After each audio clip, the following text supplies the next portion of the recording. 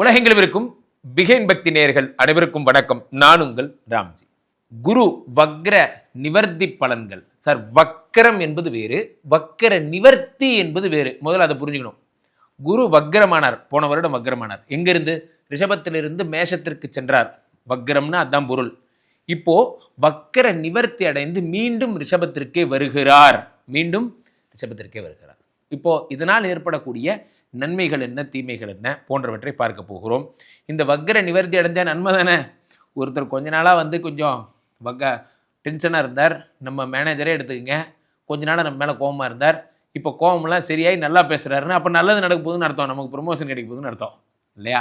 நம்ம ஒய்ஃப் நம்ம கூட பேசாமே இருந்தாங்க, ஒரு வாரமாக பேசலை, இன்னைக்கு காலையில் தான் பேசுகிறாங்க. சந்தோஷமான விஷயமாச்சே. ஸோ அப்போ வருகின்ற பிப்ரவரி மாதம் 4ஆம் தேதி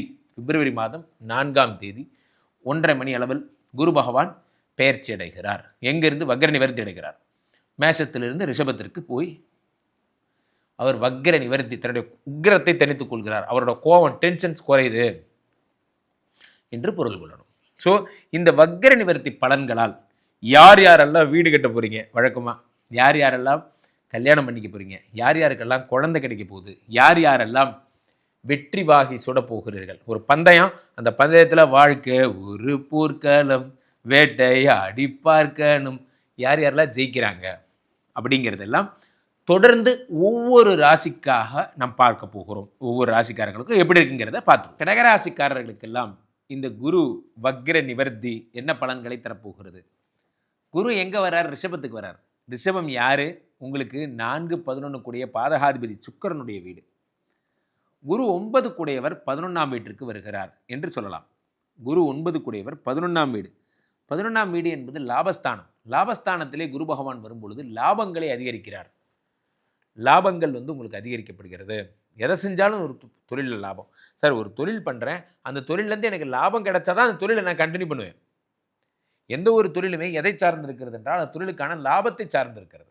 எனக்கு லாபமே கிடைக்கலன்னா நான் ஏன் தொழில் பண்ண போகிறேன்? எனக்கு என்ன வேறு வேலை இல்லையா?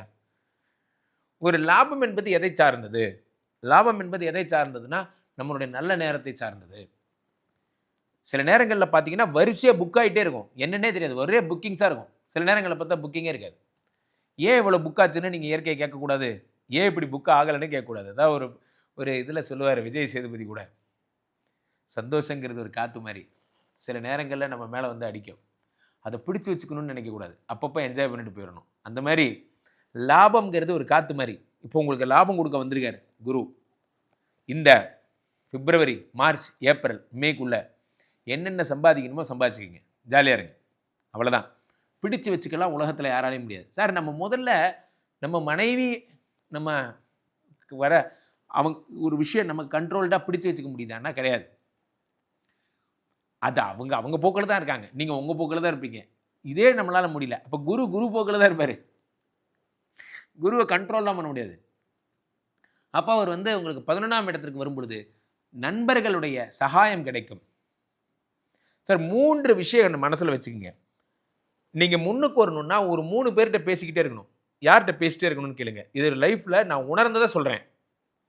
உங்கள் ஸ்கூல் லெவல் ஃப்ரெண்ட்ஸு, அவங்கள மறந்தே போயிருப்பீங்க, அவங்கள்ட்ட பேசிக்கிட்டே இருங்க, புரியுதா? அடுத்தது உங்கள் காலேஜ் லெவல் ஃப்ரெண்ட்ஸு, அவங்கள்ட்ட பேசிக்கிட்டே இருங்க. அடுத்து அட் ப்ரெசன்ட் நீங்கள் இப்போ யார்கிட்ட ஒர்க் பண்ணுறீங்களோ அந்த லெவல் ஃப்ரெண்ட்ஸு, இவங்கள்ட்ட பேசிக்கிட்டே இருங்க. இவங்க எல்லார்ட்டையும் பேசிக்கிட்டே இருங்க, தொடர்ந்து பேசிக்கிட்டே இருங்க.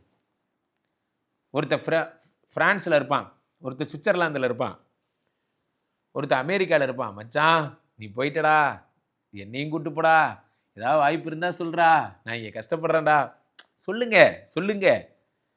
சொல்லிகிட்டே இருக்கும்போது அவங்களுக்கு என்ன தோணுன்னா, நம்ம பையன் ஒருத்தர் ரொம்ப நாளாக கேட்குறான் அப்படிங்கிற எண்ணம் அவங்க மனசுக்குள்ளே வரும். முதல்ல உங்களுக்கு வேணுங்கிறது இந்த உலகத்துக்கு தெரிஞ்சாதான் அந்த வாய்ப்புங்கிறது உங்களுக்கு வரும். உங்களுக்கு வேணுங்கிறதே இந்த உலகத்துக்கு தெரியாது. நீங்கள் தான் யார்ட்டையுமே சொல்ல மாட்டீங்களே, ரொம்ப மானஸ்தராஜ்ய நீங்கள். எனக்கு ஒரு பிரச்சனை, டேய் என் தங்கச்சி கல்யாணம்டா, 2 லட்சம் வேணும்டா, நான் என்ன பண்ண போகிறேன்னு தெரியல, 10 இடத்துல புலம்புங்க, யாராவது ஒருத்தர் உங்களுக்கு தண்டலை வாங்கி கொடுப்பாங்க, வேலை முடிஞ்சிச்சு, அவ்வளோதான். சார், புலம்புபவர்களுக்கு, அழுபவர்களுக்கு, கெஞ்சுபவர்களுக்கு, தேடுபவர்களுக்கு தான் கிடைக்கும். 11ஆம் இடத்துல குரு வந்துட்டதுனாலேயே நீங்கள் பெரிய நம்ம அம்பானி தம்பி கும்பானிலாம் ஆயிட முடியாது. நம்ம இப்போ 11ஆம் வீட்டில் குரு பகவான் வரும் பொழுது நாம் தேட வேண்டும். எனக்கான ஆனால் கிடைப்பது உங்களுக்கு லாபமாக கிடைக்கும். நீங்கள் போகிறீங்க, ஒரு முயற்சி பண்ணுறீங்க, அந்த முயற்சி சாதகமாகுமா? ஒரு ஃபைனான்சியர் பார்க்க போய் அந்த ஃபைனான்சியர் வீட்டில் இருப்பான். அவன் நல்ல மூடில் இருப்பான். செக்யூரிட்டின்னு போட்டு கஷ்டப்படுத்தாமல் காசு கொடுப்பான். போதுமா? அவ்வளோ சந்தோஷம் கிடைச்சா போதும். சார், நம்ம மிடில் கிளாஸ் மக்களுக்கெல்லாம் தேவை என்னென்னா, வாடகை கேட்குற நாள் என் கையில் வாடகை காசு இருந்தால் போதும், இஎம்ஐக்காரன் வர்ற நாள் என் கையில் இஎம்ஐ இருந்தால் போதும், மீதி நாளெல்லாம் இல்லைனா கூட பரவாயில்லடா போடா. அதுதான் நம்மளுடைய இயல்பு. ஸோ அப்போ அந்த லாபத்தில் குரு வருவது உங்களுக்கான லாபத்தை அதிகபட்சமாக சம்பாதித்திருக்கிறது. பெரிய பெரிய விஐபி தொடர்புகளை உண்டாக்கி தருகிறது. அதான் நான் சொன்னேன், நல்ல நண்பர்கள் என்பது எங்கேருந்து வருது? நீங்கள் தேடுவதில் அடங்கி இருக்கிறது. ஸ்கூல் லெவல் ஐயப்பனா நீங்கள் மறந்துட்டீங்க. ஸ்கூலில் படித்த ஐயப்பன் தான் இன்றைக்கி ஒரு பெரிய கம்பெனியுடைய ஜென்ரல் மேனேஜராக இருக்கார். நீங்கள் எதிர்பார்த்துட்டு கூட மாட்டீங்க. ஐயப்பா நீ இவ்வளோ பெரிய ஆளாயிட்டியாடா? டேன்னு சொல்லாதீங்க, தனியாக போய் பேசலாம், நான் இங்கே ஜிஎம். நீ ஜிஎம்மாடா? உங்களால் நம்ப முடியாது. நம்மளை மாதிரியே நம்ம எல்லாரும் இப்படியே இருப்போம்னு நினச்சிக்கிறோம். அவங்கெல்லாம் உண்மையிலே நல்லா ட்ராக்கில் நல்லபடியாக முன்னுக்கு வந்துட்டாங்க. படிக்கிற வயசில் ஒழுங்காக படிச்சிருந்தா நமக்கு எதுக்கு ஷிஃப்ட்டு? அழகாக 10 மணிக்கு ஆஃபீஸ் போயிட்டு 5 மணிக்கு வந்துருக்கலாம். படிக்கிற வயசில் ஒழுங்காக படிக்கலை, first shift, second shift, third ஷிஃப்ட்னு போட்டு கொள்கிறாங்க. அப்பயே சொன்னாங்க என்ன படின்னு. அந்த மாதிரி தான். ஸோ அடுத்து இந்த குரு என்ன பண்ணுறாருன்னா, 11ல் இருக்கக்கூடியவர் 5ஆம் பார்வையாக 3ஆம் இடத்தை பார்க்கிறார், முயற்சியை பார்க்கிறார்.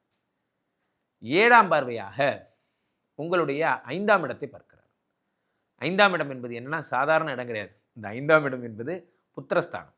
அடுத்ததாக 9ஆம் பார்வையாக உங்களுடைய கடகராசிக்கு 9ஆம் பார்வையாக 8ஆம் இடத்தை பார்க்கிறார். ஸோ இப்படி மொத்தமாக சூப்பரான ஒரு விஷயம் என்ன அப்படின்னா, குரு பார்வை இந்த அத்தனை பேர் மேலே படுறது தான். ஸோ அதனால் கடகராசிக்காரர்கள்லாம் மிகுந்த சந்தோஷத்துடனும் மகிழ்ச்சியுடனும் இந்த குரு வக்ர நிவர்த்தியை கொண்டாடுவீர்கள். கீழே போயிட்டிருக்க இந்த குரு உங்கள் ராசியில் தான் உச்சம். அதனால் குரு பகவான் வந்தாலே உங்களுக்கு தான் நிறைய நல்லது செய்வார். கீழே போயிட்டிருக்க இந்த 2 நம்பரை கூப்பிடுங்க, உங்கள் சொந்த ஜாதகம் புக் பண்ணி பார்த்துக்கோங்க. உலக புகழ் வாய்ந்த நம்ம ஸ்ரீமடத்திலே தினசரி நடக்கின்ற விஷ்ணுமாயா வைபவங்களில் யாகங்களில் கலந்து கொண்டு உங்களுக்கான நற்பலன்களை பெறுங்கள். மீண்டும் ஒரு நல்ல பதிவில் சந்திப்போம். நன்றி, வணக்கம்.